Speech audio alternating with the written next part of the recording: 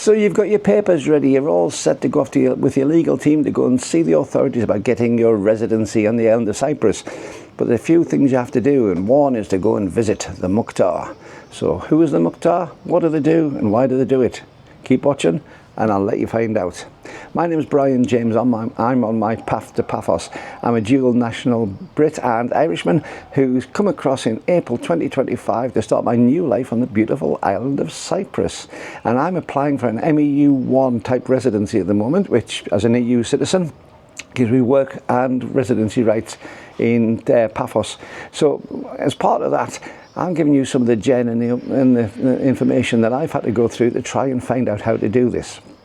Now, I did mention the Mukthar a few moments ago, and keep watching if you want to find out how important the Mukthar is to my path to Paphos and why it's so important that the Mukthar is available and is part of your process.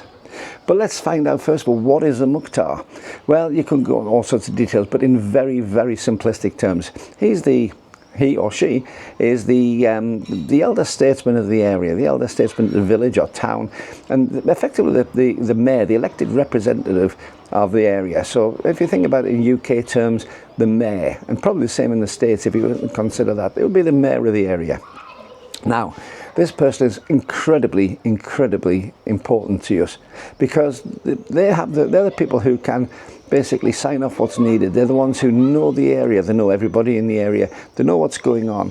And you need to have that person sign you onto the country, because effectively what they're doing is when you take documents for the Mukthar to sign, they're taking away that first stage of clarification for the government. So they're basically signing things and the government will say, okay, the Mukthar signed it, it must be okay, it must be checked. And the Mukthar can make or break you really, because they've got so much information. They can be the best friend you have, or possibly your worst enemy, because they can come out and make things difficult for you. But most of the Mukhtars are really good people. They're local people who want the best for their area. And like any sort of village or town mayor, they're the ones who want to see the very, very best happening in their particular municipality. Now, I went to see mine yesterday for the first time. So why did I do that? Well, as part of my package for coming across here, I went to see a legal services team, and they give me a list of things that I must do ready for my residency application in the middle of this month, in the middle of June. So I had to do things like get 3 months worth of bank statements to show where my income is, and pay slips and all sorts of things to show where my income has been coming from in the UK, so that I can prove that I can actually sustain myself in Cyprus. They also wanted to make sure that I've got somewhere to live, so I have to have my tenancy agreement or the deeds of my house available for the government officials to see. And I've also got to have a few other little bits and pieces, the basic level of healthcare insurance. All these things come together, and there was a list that I got given, which I've had filled it all in. But one of the things that I needed was a letter from the Mukthar. So yesterday I went to try and find the Mukthar. Now I live in Universal, which is part of Paphos, and I found out by doing some research online, trying to find out where the Mukthar for Paphos was. I found out that they were in a place just off the old town, just up in the old town. So yesterday I headed off to find the Mukthar, and when I got to the place in the old town where I'd seen it on the internet, they weren't there. Like any elected official, these things can change, and there was a new Mukthar being sworn in, and this one was a little bit further up Paphos and owns a cycle shop. So I duly went up there armed with all the bits and pieces that I needed, my passport, my tenancy agreement, all the little folders. And I went to see the Mukthar, who was working in the back of the cycle shop. It's his cycle shop, so he's actually running the business. But there was him, and I presume maybe his wife, a very, very nice, pleasant lady beside him, who was helping do all these things. And there was a big, long queue. Now, one of the things with the Mukthar is this. They usually are fitted in around their business times. So Mukthar is not open normal office hours necessarily. So check online and check when the Mukthar is open. Because you might find that the Mukthar is only available, say, in the mornings, or they might be in the mornings and then later on in the evening because they've had a siesta in the afternoon when it's hot. Whatever it is, they've got their own set hours. It might be only certain days of the week because they are still running a business. So I went along to find the Mukthar yesterday and eventually found them. I was redirected because if you don't know where the Mukthar is in your area, ask anybody who's local. They're almost all guaranteed to know where the Mukthar is and who the Mukthar is, because they are local people who are elected to the position. They are the people in there. So find out where the Mukthar is. Tell them very clearly what you want. When you go there as well, you're going to see effectively the mayor of the area. So please don't go around sort of half dressed that you just come out of the swimming pool. Show a little bit of decorum.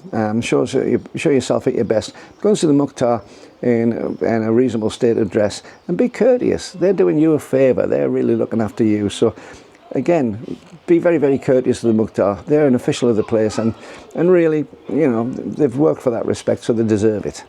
So I saw the lady beside the Mukthar and explained very clearly what I wanted. I told her I needed the letter to be able to get my residency, and within seconds she had it all sorted out. She'd take my passport. She was checking all the details in the passport against there and writing them down on the letter. Checked my tenancy agreement to say that I was actually a resident in Cyprus, and then stamped with the stamp and passed it across to the Mukthar, who signed it, and then she took €5 off me for it, which I thought was extremely reasonable for the fact that this is the key to me getting into Cyprus. So I went home with that, ready with all the things that I needed sorted out, ready for next week to go in and get everything sorted out. Then I got a phone call from my legal team who said, right, have you got everything sorted? Yes, I have. I'll be bringing it in on Tuesday for you. And you've got the Mukhtar's letter? Yes, the Mukhtar's letter within a month. It's got to be done within a calendar month of the date of your interview. So mine is, it's about a week and a half early, so it's good. And she said, and you've had your tenancy agreement signed by the Mukthar too? You didn't say that on the letter. Oh yes, you have to have your tenancy agreement signed by the Mukthar. So I got my tenancy agreement, dashed up again, and saw the Mukthar once again. And when I went in there, I just did best pidgin Greek to say hello and how are you, and asking if they would stamp my tenancy agreement. And I think because I'd made that little bit of an effort as well, I got in a really nice conversation with them, really nice man and woman. And there was another chap beside us, and they were asking me how long I'd been on the island because they were impressed I was trying to speak Greek to them, and I was doing well on that. And the atmosphere was really, really nice, and we had a good conversation, wished me all the best with my application, stamped every page of the tenancy agreement and signed every page of the tenancy agreement. And for that I was charged €10, which when you consider must have been about 7 or 8 signatures at least on this, 7 or 8 stamps and signatures. It wasn't too bad, so it's cost me about €15 for the Mukthar to sign my forms. Now some Mukhtars do charge, some don't. It's their prerogative, I believe. But even then, it's not a great deal. So for this to be able to get a permanent residency in my island of dreams is really a small fry cost. But really indebted to the Mukthar in Paphos. Thank you very much, sir, and thank you to your team for doing that. And if you are coming across to Cyprus, don't panic about seeing the Mukthar. The Mukthar is a very important person in the area. They can make or break things. But if you go about things the right way, they will move mountains to enable you to have a really good time in the place that you decide to live. So thanks very much to the Mukthar in Paphos. I really do appreciate your help. And onward and upwards as far as I'm concerned, because this is where next week I'll be submitting my forms, and hopefully in the middle of June I shall have that magic little card to allow to call myself a permanent resident in Cyprus. Anyway, if you've enjoyed this video, thank you very much for watching it. Give me a subscribe if you would. Hit the subscribe button if you're not a subscriber already. 69% of the people who watch these videos are not subscribers, and it costs you absolutely nothing. Commit you to nothing, and it costs you nothing, but it makes such a big difference to the channel. So hit the subscribe button. Also give me a big thumbs up if you've enjoyed the video, because again that helps, and hit the little notification bell, ticking the all, and that'll give you notifications of every time I upload a new video onto this channel. Now again, if you found this in at least bit useful for your path to Paphos, again consider buying me a coffee just as a little way of supporting the channel. There's a link below, but it's buymeacoffee.com/Brian James.